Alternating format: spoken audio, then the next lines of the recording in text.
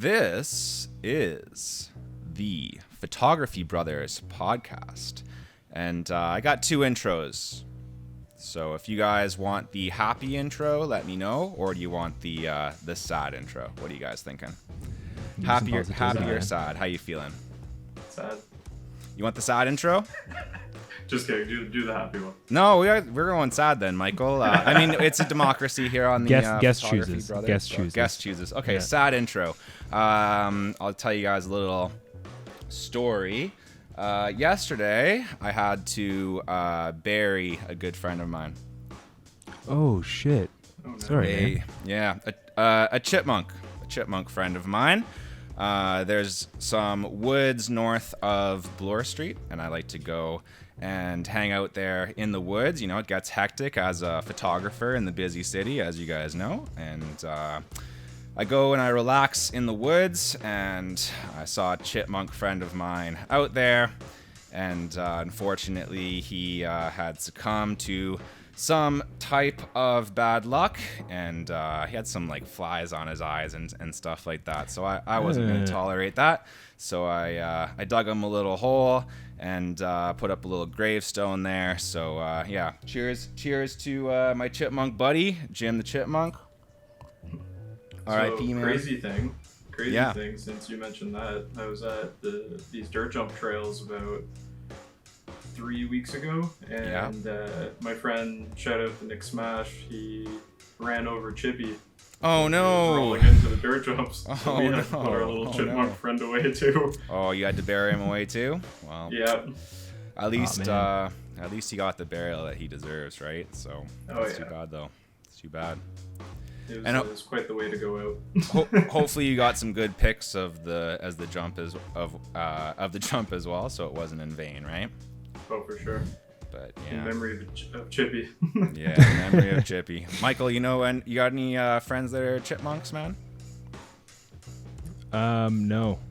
Well, you have a cat, so the Yeah. cat probably chases away most of the chipmunks that you could make friends with. Yeah. So, Yeah. I mean, Cusco's kind of like a chipmunk, you know, in that he walks on his fours and has hair all over his body and that stuff. Yeah. Pretty close. But he's still kicking, man. We got a lot of years of Cusco left, so. Yeah. Fingers crossed, you know. Yeah, he's a good dude. Friend of the podcast. Shout out to Cusco. Episode 96, actually, Cusco will be. He's gonna be the guest. He's gonna be on the show. Yeah. Nice. Well, Oh, that's all well and good. I think we killed enough time. What are we at here? 5 minutes or so. Probably time to get into the song. I'll be honest. Our least rehearsed song.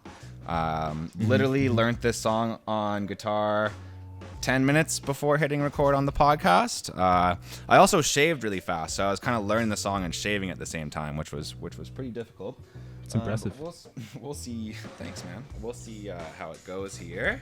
I think I have a good song for you guys, but we'll find out. Can't wait to hear it. See if I can remember the freaking chords here.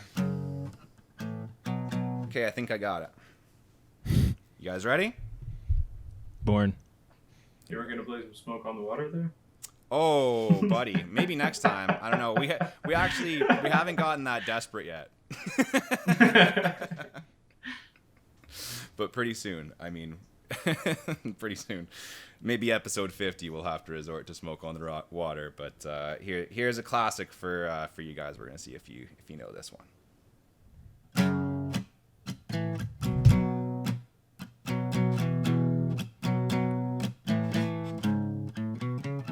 I want a podcast every minute, every hour, every day. You got me podcasting, but everything is A-okay. Got Michael and Jerry. And we got Broderick, can't you see? Okay, there we go. Dear listeners, I screwed up my light. I screwed up the song a little bit, but I did get through it.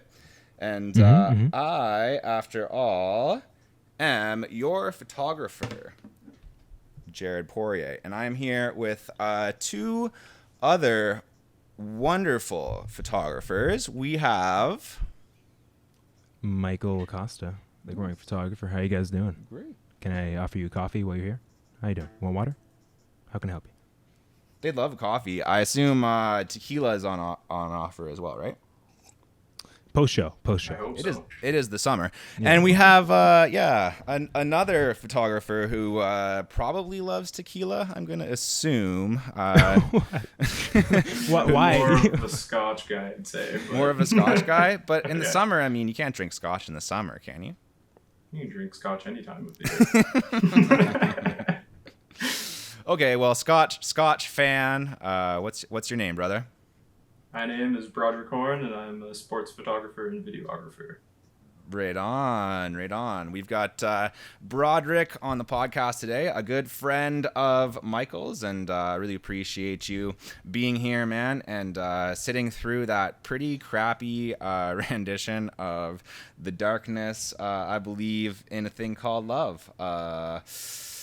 Not the best song. Dope. It was okay. Next time I'm gonna rehearse. It's definitely a lesson in why you should rehearse the song and not, because as I was coming up, I was like, oh man, I'm gonna rock this song. I didn't even rehearse it. Fuck yeah.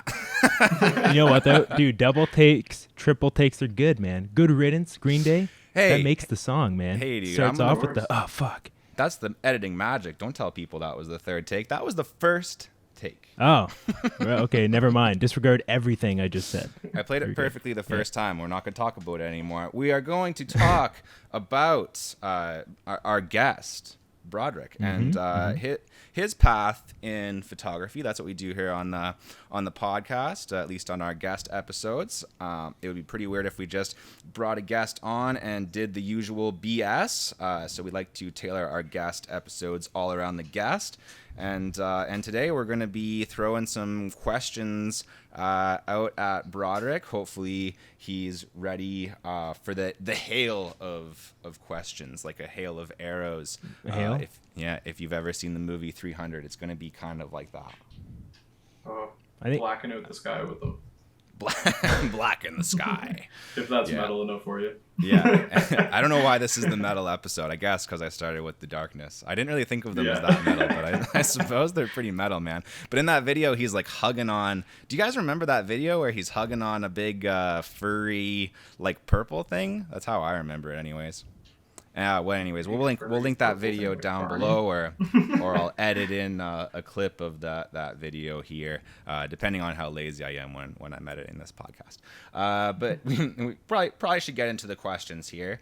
Michael, do you have some questions for our guest, Broderick, today on the podcast? Ooh. You want me to open it up, eh? Yeah, open it up, man. Okay. Okay, so, I mean, why don't you tell me a little bit, or us? I guess there's multiple people here. Jared can, he can say. There's but- like 12 to 30 people here, to maybe 50. I mean, there might Right. even be 50. You know what? No. Total props to all the guys behind the scenes making the show run, pulling the wires, pulling the curtains back, doing all the stuff that lets this show work. It's mostly just me and Arrow at this point, but thank you. And Adobe Premiere. And shout out to Adobe Premiere and Audition, Premiere, and all yeah. those fine things. My first question for you, actually, and I think we may have talked about this before, but I'm curious to know if it's changed, or I guess in general what your answer would be. What is like a dream gig for you? Not necessarily like the client, but a specific, like, what is something that really stands out to you that maybe you work towards or you'd love to do? I'd say anything within the action sports industry. Growing up with mountain biking, freestyle mountain biking, specifically getting to do that for a living, shooting mountain biking or BMX specifically for the rest of my life would be really cool. Unfortunately, like, there's just not necessarily enough money in that sport specifically, so branching out it kind of has to happen naturally. But yeah, like action sports, shooting with big companies like Red Bull and any other bike brand that I really am passionate about, like that's what I want to do. And traveling, of course, anything with sports, you're traveling a lot, so traveling is always really key for me. When you say that there's not enough money in it, is it that there aren't enough opportunities in comparison to the amount of photographers, or is it like people are kind of holding their spot as like that guy going and shooting that thing? Like what do you mean by that? Well, the type of biking that I'm mostly passionate about is slopestyle and BMX riding. And unfortunately, those are the two sectors of mountain biking that don't really make that industry a lot of money. It's more road biking, downhill, more of the full suspension, like carbon fiber type bikes, where the type of stuff I like to shoot is not as many people do it, because obviously it's pretty crazy what all of these athletes are doing. So most people kind of gravitate towards something a little safer, like road biking or downhill. Downhill is still insane, but more people will do that type of riding. Right. Okay. And why is it that there's not a lot of money in it? Like, is it just the popularity of the sport? Do you think that that's kind of the reason? Like, let's say hypothetically, if that particular type of biking got more popular, do you think that there might be a little bit more money in that type of photography?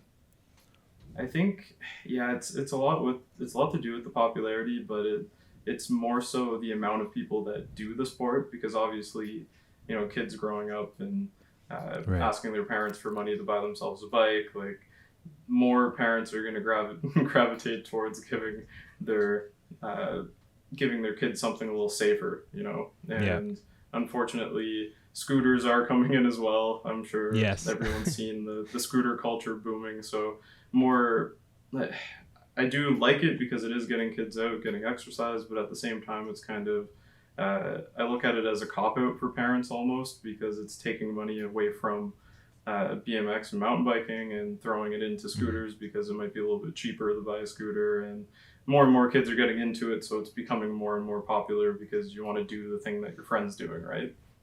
Yeah, I'm definitely seeing some similarities to the episode that we did on skateboard photography, right? Yeah. Like from the beginning, it was like when people were dropping into bowls without helmets at the very beginning, and like the boards were essentially like repurposed surfboards, and it was like, who wants to drop into the pool? Not a lot of people. 3 layers of cardboard. Yeah, 3 layers of cardboard stapled together.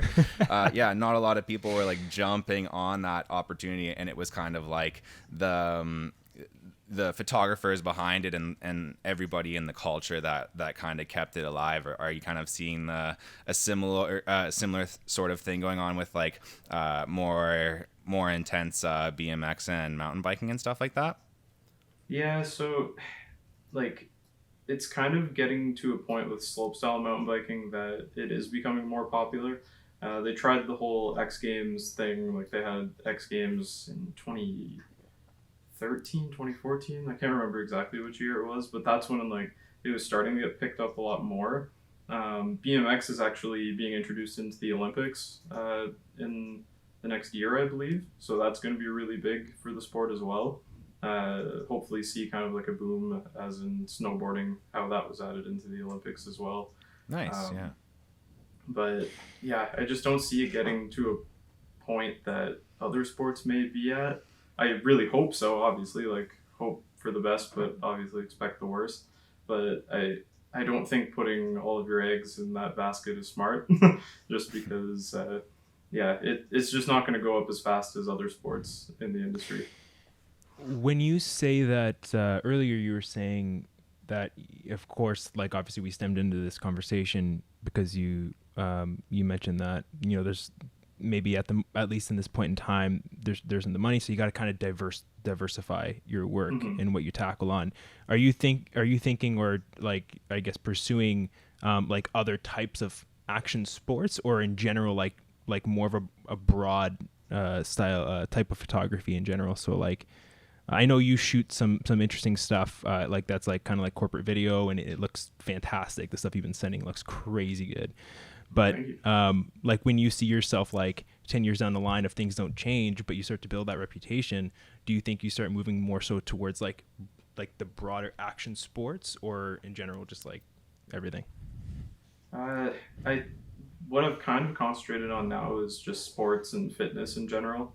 Action sports is obviously where my heart is, and that's where my passion is. But like I was saying earlier, like action sports, it's so all over the place, and most companies don't really have money to spend, and it's hard to get gigs through that because most people are willing to do that type of stuff for free, unfortunately, because it's a lot of like, oh, we can pay one guy $1,000 to do this video, or his friend can do an okay job for free because he's just looking for exposure, right? And most companies, unfortunately, are willing to do that, other than the big brands like Red Bull and like Trek bikes and stuff like that.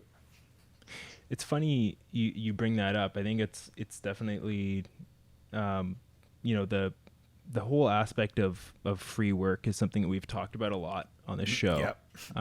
It's like it's almost like you can't escape it no matter what you shoot. And I guess maybe to almost like change the pace, or to ask something a little different now, out of curiosity, what was your first paid gig and how did it go? Whoa. Gotta think back for a while. First paid gig. First paid gig, yeah. Paid gig. And not in beer, specifically in money. Money, yes. Because technically the first, like does getting like an item, or are you specifically asking money? I'll let Michael be the Okay, judge. we can go merch. We can go merch if you like. Yeah, let's do that. Okay, so the first one was Llama Cycles, which was a distributor for NS bikes, and one of my good friends, he ended up riding for Llama Cycles, so he needed a video done, and they promised me a new lens if I got that video done. So it wasn't like an expensive, like it was a $300 lens, but I was in like second year of college, so I'm like, heck yeah, living off of $50 a week, so anything was great at that point. I needed a new fisheye lens. Sorry, go ahead. And then we actually did like a video with the fisheye lens called Gone Fishing. I can send that to you guys as well. Yeah. But, like that was a fun video to do, and kind of like it just gives you that extra bit of motivation to make the video that much better, right? Yeah. Well, it's sweet. At least it's like it's not like a beanie that like from like some apparel store that you're not going to wear. It's like at least it's something that's practical that you can use. Yeah, but that took like doing however many videos for free until they were like, we'll give you a $300 lens. And it was still like a lot for them to do that. I mean, that's pretty good, because anytime that I do make money off of this stuff, whether it be photography, videography, what have you, I probably end up spending it on gear anyways. Yeah, I know. Oh, that's a common issue with photographers.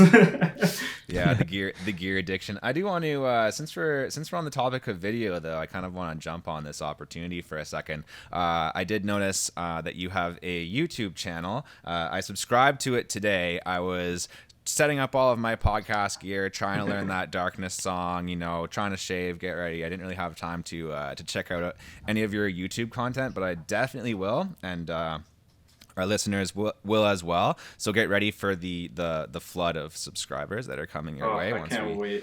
Oh, dude, you better get ready, man. Like that check from YouTube.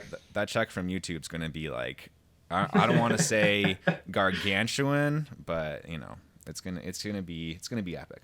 But I think that's the biggest word you could have chosen. Sorry, but what's that? My socks will be off. His socks will be off. Don't expect to be having those socks on. Yeah. So I was kind of wondering, like, it's interesting. Michael and I both do YouTube. This podcast is going up on YouTube. We have years and years. I don't even know. I've probably made like hundreds, at least, maybe 1,000 YouTube videos at this point, right? I know why I do it, but why do you do YouTube, man? Like, what's your kind of rationale behind putting out YouTube videos and putting the work into that kind of stuff? I guess it is a working for free thing in a way, so it kind of links back, right? Right now, anyway. I mean, until our listeners flood the comments. But. So the big reason that I do it, and it's based around a question that I ask a lot of people, and it's just like, what are you good at? What do you like doing? What are you passionate about? And I basically just looked at it like, I love action sports, I love shooting action sports, and I love making videos.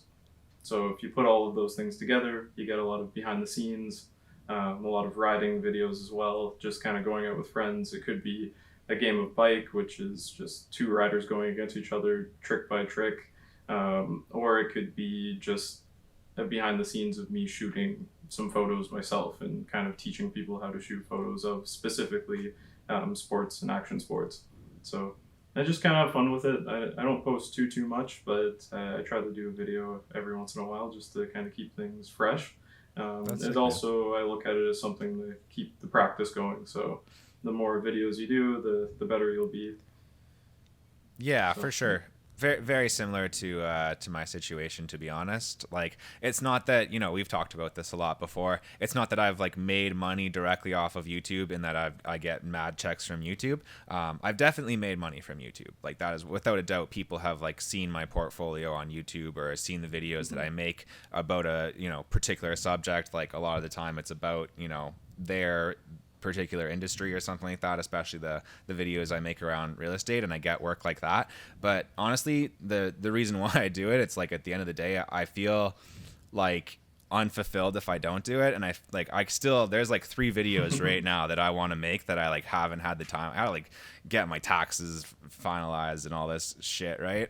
And get vaccinated and stuff. There's always some other thing to do, but I actually feel like I don't know. It's almost like eating or something. Like, I need to make those videos, Mm-hmm. I was like that with biking for so many years. I've been riding for about 13, 14 years now. Yeah. And literally every day, if I didn't ride, it would be like the weirdest day ever. Or if I didn't shoot riding, it's like something had to be done in that area. So definitely know that feeling. Totally. It's like an itch. Totally agree. As you start making more YouTube, becoming submerged within this space and consuming more content alongside that, like what kind of content are you finding that you might want to start queuing up like down the line, something you want to tackle or try out in the video space? Well, I mean, you guys have given me the idea of doing a podcast now, not to take over or anything, but no, I think just conversations more with other people in my field would be really cool. Obviously, you guys know it's like it's tough not being able to get into a room together. Like, obviously, you guys have been doing it for a little while already, so it's like now you've just kind of transitioned over to Zoom calls, which is really cool. But I think I just want to give it some time until I can actually sit down with some people and like really have that one-on-one conversation with them. But I think more behind the scenes. I think more behind the scenes is what I want to get into. Definitely need a second camera for that, so we're working on that. That's probably the toughest part of doing behind the scenes, is also getting someone to film it for you or having a setup proper for it. So that's been the struggle. You're focused on like making the shoot itself good, and to think about something else is it's crazy. Yeah. People aren't always the most reliable, so I always hope that they are, but it doesn't always turn out that way. Behind the scenes content is dope, though. I do need to make some more of that stuff. And sometimes I do feel like an idiot when I'm like, man, this is such a cool shoot that we could be like documenting and like showing all the different bullshit we're doing, and we should be. Yeah. But sometimes it's just like I got enough going on, Yeah, exactly. But yeah, man, I would love to see some of that stuff, and I'm definitely going to check out your channel a little bit more here. I would be remiss if I didn't get this question in. We've talked quite a bit about your videography work. I want to get back on the topic of photography, since this, after all, is a photography podcast. I was checking out a little bit of your work today, Broderick, on Instagram there, and some really impressive stuff, man. Honestly, some really creative work. And one thing that was really standing out to me is just like your perspective and like the interesting framing and like interesting angles that you use. I'm gonna throw up one particular example right here. I'll pull it from your Instagram. Maybe you'll send me a high resolution version of it so I can put it up right here. Anyways, but it's a photo where you're shooting someone who's at like one of those. You can tell it's been a while since I've been to the gym. Those, I don't know, workout bikes, whatever it's called. Not my fault too. I would love to go to the gym. It's just more of a spin bike, yeah, more of a Corona thing.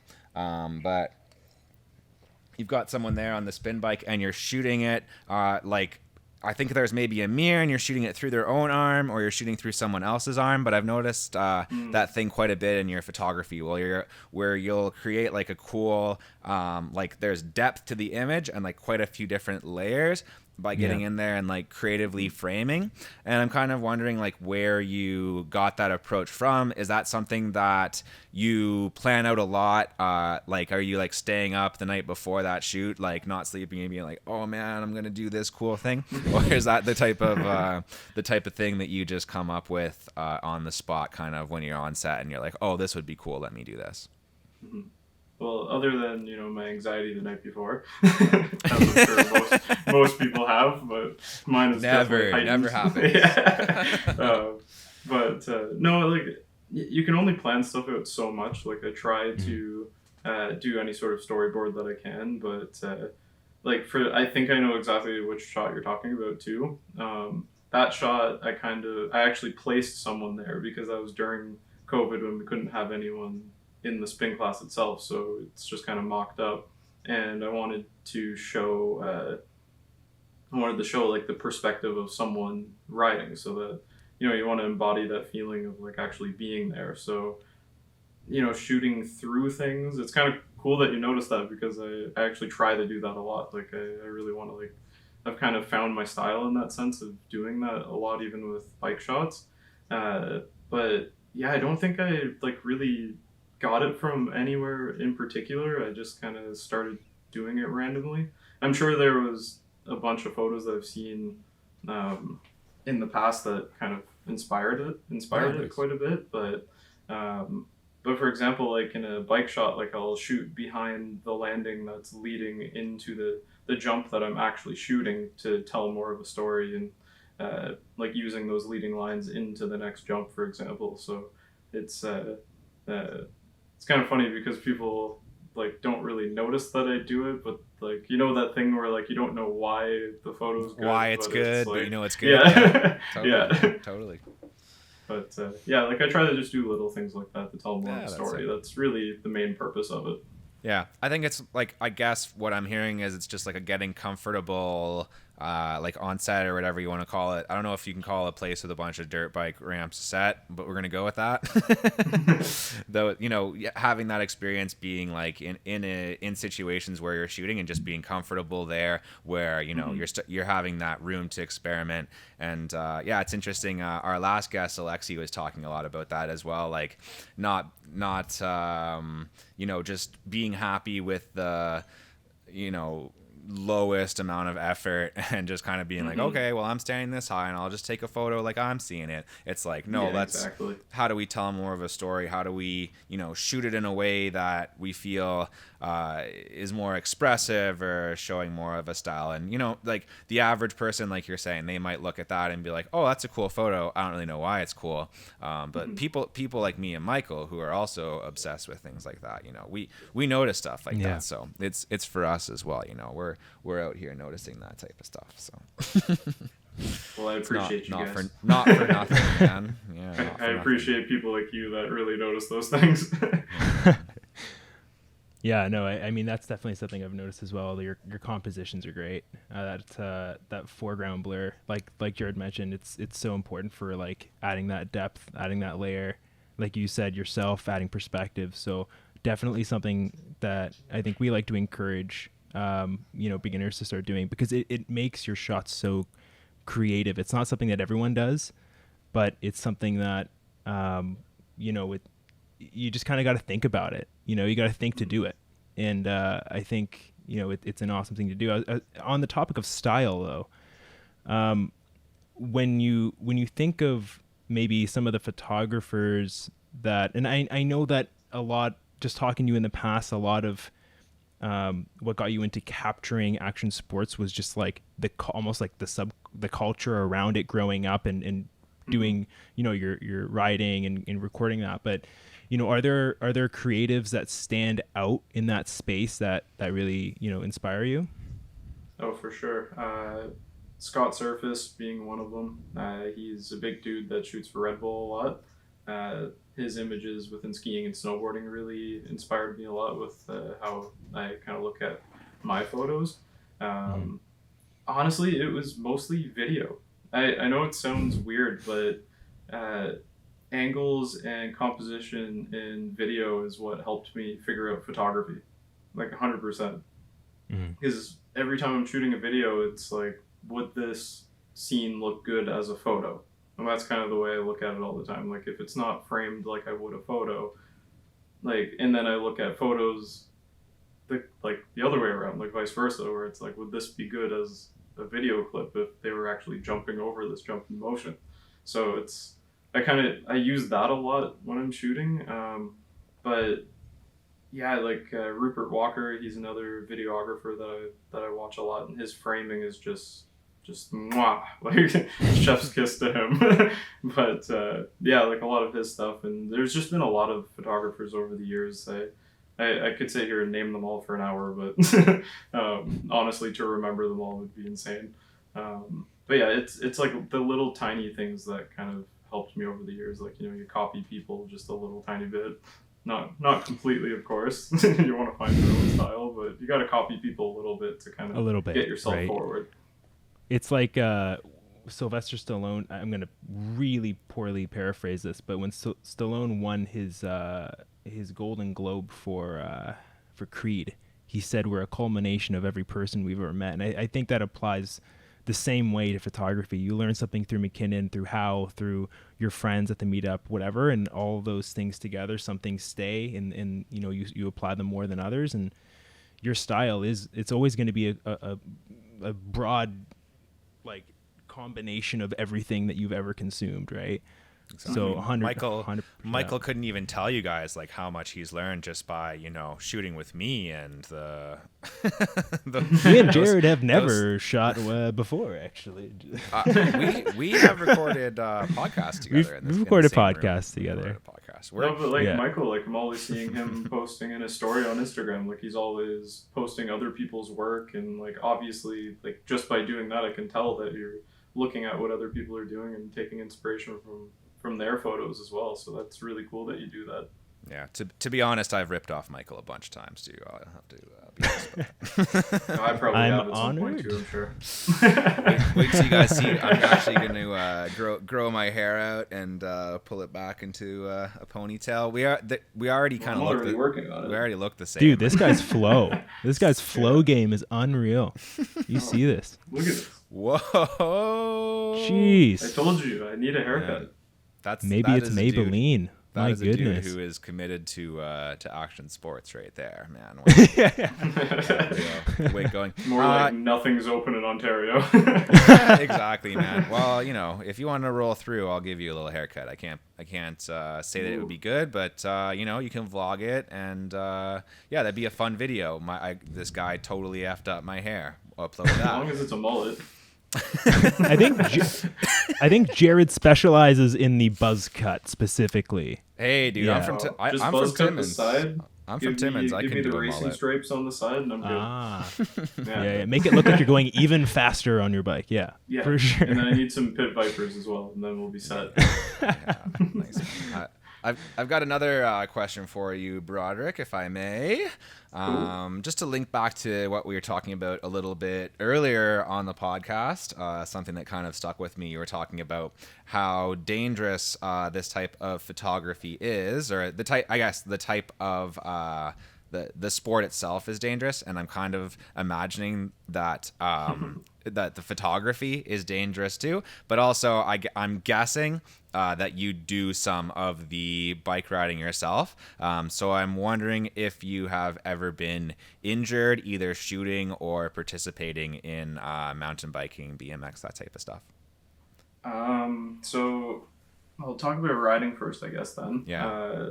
So I started riding when I was 12, and I'm 27 this year. So it's been quite a few years of that.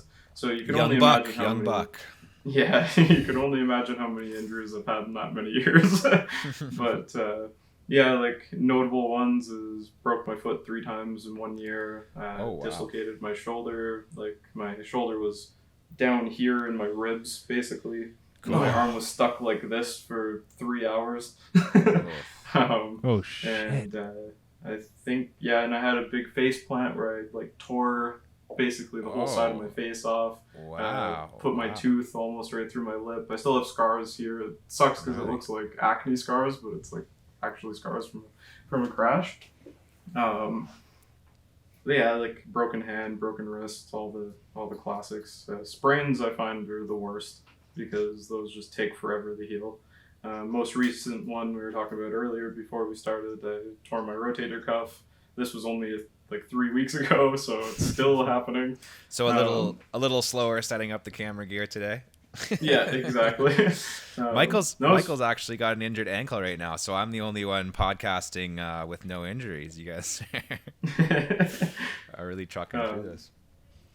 Yeah, but the funny thing is I've never actually been injured shooting, nor have I broken a piece of equipment shooting, which is really rare, because a lot of people in my field of work definitely have broken a lens or two. Just tail whip back end of the bike comes around and just you got a little too close with the wide angle lens and it just smashes it right off.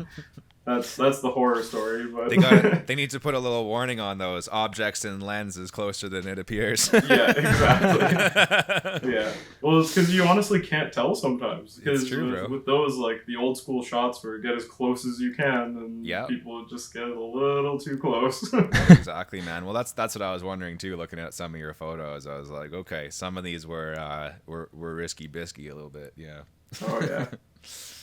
You see that a lot with I mean, you have people like Peter McKinnon. He has caused not a very good trend where people are now using their one wheels to get like motion shots, and so many people are getting hurt. And he just broke all the fingers in his whole left hand as well, I think. So. Oh man, yeah. That was crazy. Hopefully he's healing up pretty good. Pretty sketchy trends coming out of those channels sometimes. Yeah.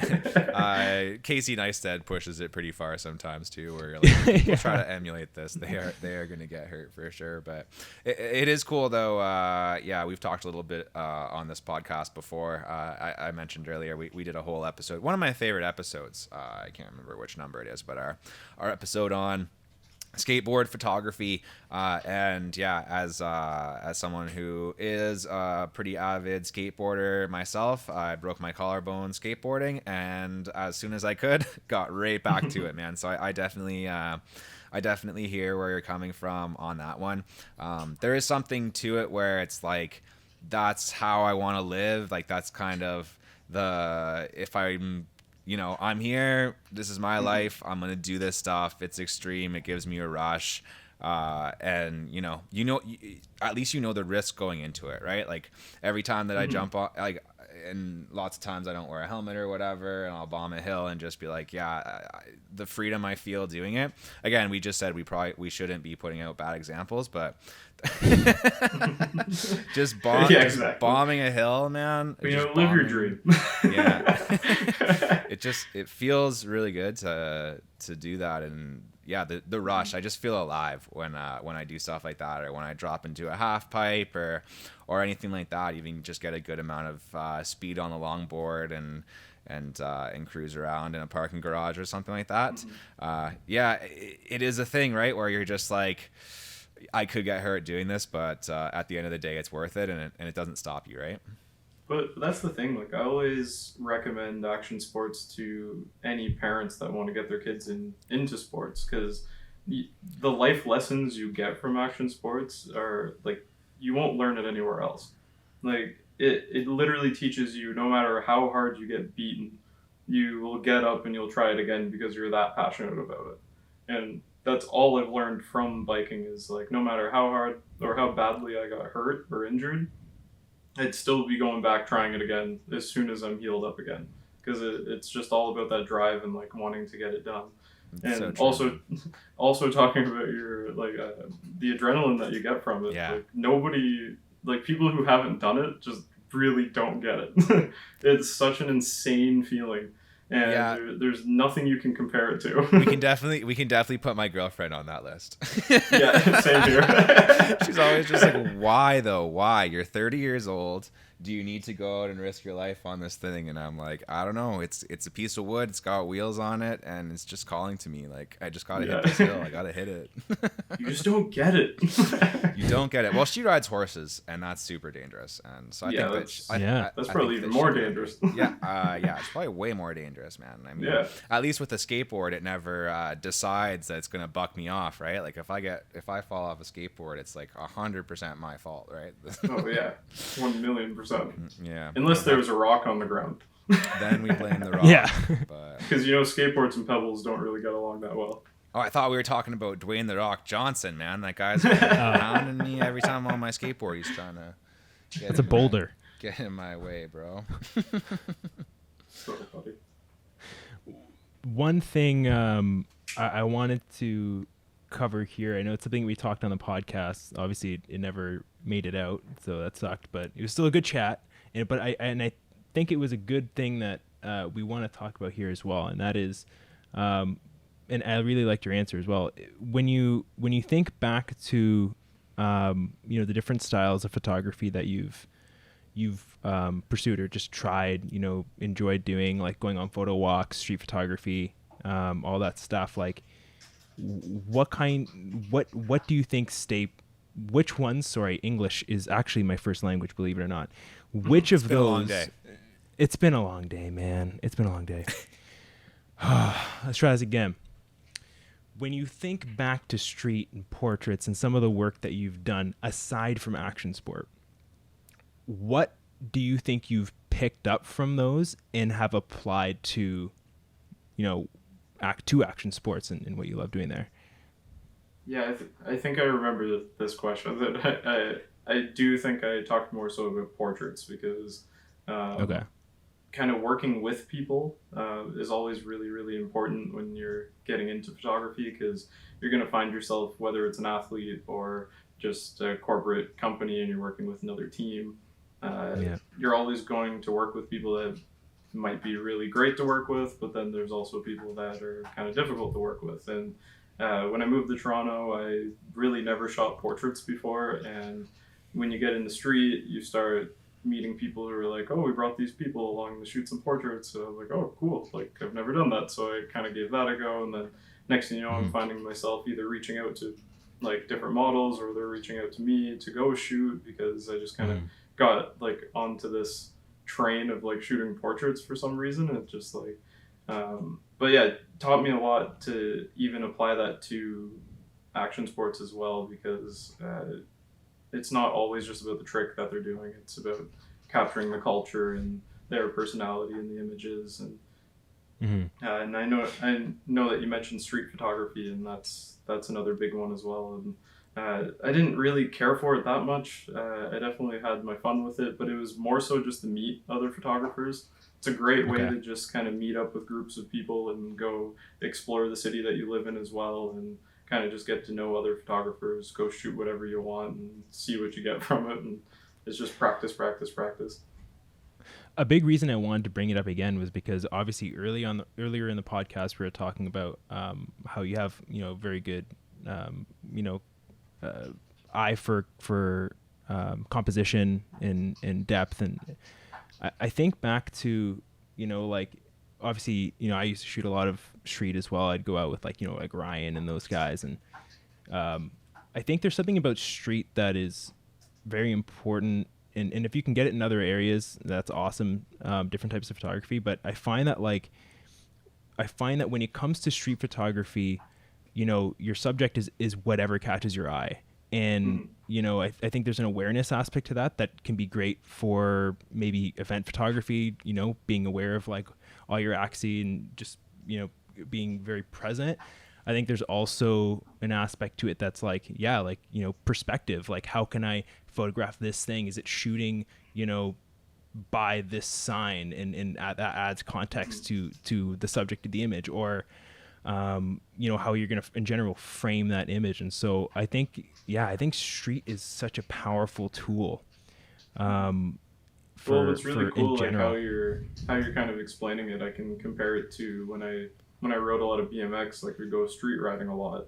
And now when I pass a stair set or a handrail, it's not a handrail to me or a stair set. Like it's weird because like I always think like people probably look at the stair set as just something to walk up, but every time I see a stair set or like any sort of transition that's just natural from whatever concrete, I'm like, oh, that'd be fun to ride. Like that would be like a cool spot to bring my bike. And I'm always looking like, oh, there's a wall ride, there's a stair set to jump off of. That's sick. Have you ever gotten in trouble doing that? Many. Yeah, of course. I've never got. The funny thing is, like, I've never gotten a fine, never gotten arrested, nothing like that. It's always just the classic, like, you can't be here, get out. Yeah, most security guards are human beings at the end of the day. What you'll often get is, like, you have to go, but you can finish your trick. Nice. There is a funny one, though. There was a couple of cops that came up on bikes once, and, of course, we're all a bunch of street rider, BMX riders, and we asked them straight up, we're like, honestly, if you were to chase us, like, would you really catch us? Like, if we were to just jump up, like, a 3 set of stairs, like, would you be screwed? And they were, like, genuinely like, yeah, we wouldn't really know what to do with that. Probably not worth the trouble, you know? No, not at all. They do their little... This has really been a podcast for the kids. So make sure that you ride dangerously and always run away from the police. just be nice to security, that's all. Yeah, if security comes out, just say, yes, we get it, no problem. And if you're nice to them, try to be nice to everybody, I think is a good takeaway. Yeah, exactly. It'll get you further than being mean, that's for sure. Yeah. Well, I think another person that we should be nice to is our listeners. This has been about an hour of great podcast content here, which is pretty close to what we do. When we do these guest episodes, it kind of seems like we could just keep going forever. Definitely the case. I feel like we could record probably a 2 or 3 hour episode with every guest. I can talk to you guys all day. Yeah, we could do this all day, especially if we go get some rum and bring that into the equation, and then it's like a whole different podcast. Yeah. So, but I think we'll cut it off here. We'll definitely bring you back for sure, Broderick. We like to have repeat guests. We haven't done it yet, so maybe you'll be our first. We'll definitely have you back on the show. Maybe we'll even come out and do a special episode from the dirt ramps there. It might be cool. It might be a cool idea for. See, I've got a lot of cool ideas. I want to get out of my house, so anything to get out of the house. And at the end, someone does a flip over us. What's that? Not yet. Michael not yet. So once Michael gets his, then we should be all good to go. Yeah, we're pretty solid after that. So Michael, you're the only holdout. Better go get that second dose, buddy. Like so fresh. I've got my Band-Aid probably on still. Yeah, you see that? Oh yeah, that's gonna be sore later. Oh yeah. Yeah. When I got my first shot, the guy looked at my arm and he's like, "Do you want a Band-Aid?" He was so like condescending. I was like, "No, I'm good, man. I'm good. I don't need it." I said I only accept Dora the Explorer Band-Aids, and he just gave me that like awkward look, and I was like, "Okay, you've been told this like a million times today." Yeah, it's a pretty worn out joke. Yeah, for those guys. Yeah, they've heard every Band-Aid. SpongeBob SquarePants, Dora the Explorer. They've heard every They've heard every damn Band-Aid joke. But yeah, I'm gonna that start. one will keep me up at night. That's fine. It's okay. Those people got they people who work at the hospital. They've always experienced something stranger than whatever. Something cringy every day. Yeah, whatever you do to them, it's not going to bother them, I'm sure. Yeah, we'll start rolling that outro music here, seeing as it is the outro. Normally, we like to thank some people at the end of the podcast. Some people who we usually like to thank. Well, first of all, I'd like to thank our guest, Broderick Horne, for coming on the podcast today. Yeah, I mean, any friend of Michael's is a friend of mine. I thought that you would be a cool podcast guest. I have to say that you exceeded expectations, man, and you have really, really awesome guitars, which I didn't expect as well. So thank you for being here, and thank you for bringing your awesome guitars. Well, maybe I'll make a song next time with my guitar. Oh, dude, that would be good because the song burden is a lot. But it's gonna be metal. I hope you're ready for that. I love metal. It's not gonna be acoustic. We don't have any issues. We don't have any issues than that, dude. Cannibal Corpse, whatever it is. These metalheads over here. Amazing. Yeah, buddy. Yeah, make sure to check out me and Broderick's new metal podcast. Michael isn't metal. Wow. Two metalheads and one nerd. And one guy who listens to Jack Johnson united for a podcast. No. Oh, I know some Jack Johnson on the I listen to acoustic. Jack Johnson Maybe too. Shout out to Jack Johnson. Shout out to other people who we need to thank. First of all, second of all, we already thanked Broderick. I want to thank Michael for being a great co-host and a great photographer, and just in general a good human being who always has the best interest of humanity at heart in everything that he does. And yeah, we'll do a round of applause. Oh my God.